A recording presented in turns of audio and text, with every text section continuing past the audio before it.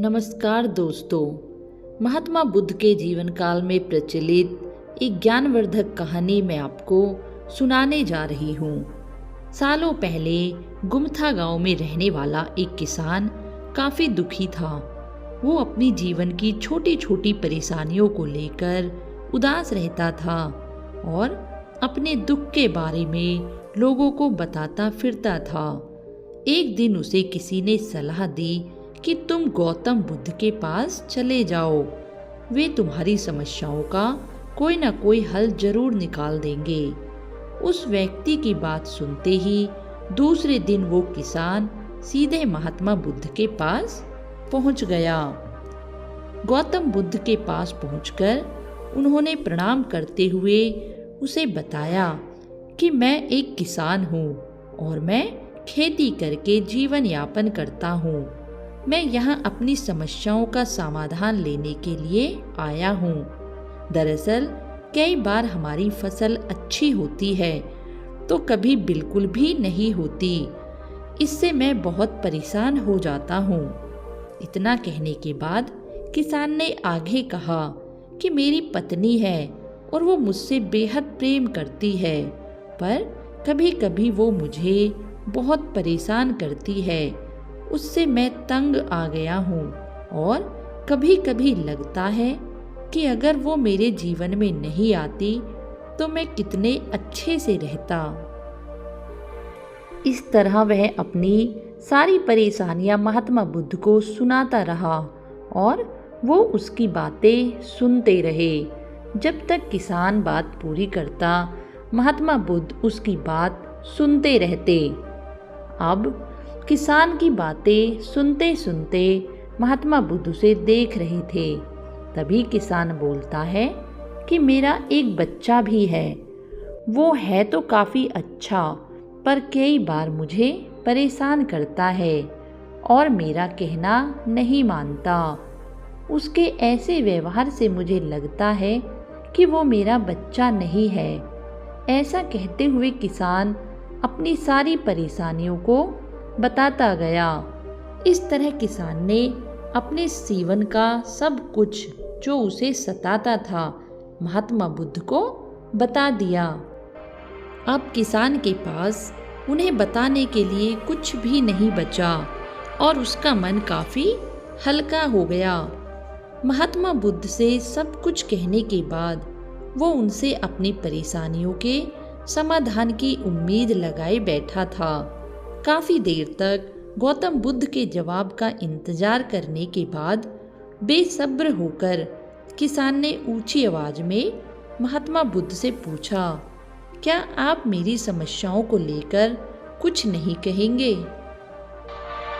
तब गौतम बुद्ध बोले, मैं तुम्हारी किसी तरह से भी मदद नहीं कर सकता। किसान ने महात्मा बुद्ध से ऐसे जवाब की उम्मीद नहीं की थी। वो उनका जवाब सुनकर हैरान हो गया। उसे अपने कानों पर भरोसा नहीं हो रहा था। उसने भगवान बुद्ध से पूछा कि ये आप क्या बोल रहे हैं? क्या आप मेरी समस्याओं का समाधान नहीं कर सकते? मैंने सुना है कि आप सभी की समस्याओं का समाधान करते हैं, तो मेरी समस्याओं का क्यों नहीं करेंगे? महात्मा बुद्ध इस बात पर किसान से कहते हैं कि आपके जीवन में जितनी कठिनाइयाँ हैं उतनी हर किसी के जीवन में होती है और सबको अपनी छोटी समस्याएं भी बड़ी लगती है। आपके जीवन में कोई ऐसी समस्या नहीं है जो दूसरों को ना हो। हर व्यक्ति को अपने जीवन में सुख दुख का सामना करना पड़ता है। हम चाहे जितनी भी कोशिश कर ले, लेकिन हमारे जीवन में सुख और दुख दोनों आएंगे ही आएंगे। कई बार हमें अपने बेगाने लगते हैं तो कई बार हमें बेगाने अपने लगने लगते हैं। सभी का जीवन ऐसी समस्याओं से घिरा हुआ है जिसका कोई समाधान नहीं है। अगर किसी के जीवन में एक समस्या जाती है तो दूसरी समस्या आ जाती है। ऐसे में तुम एक समस्या का आज समाधान कर लोगे तो तुम्हें कल दूसरी समस्या का समाधान करना पड़ेगा। यही जीवन का एक अटल सत्य है।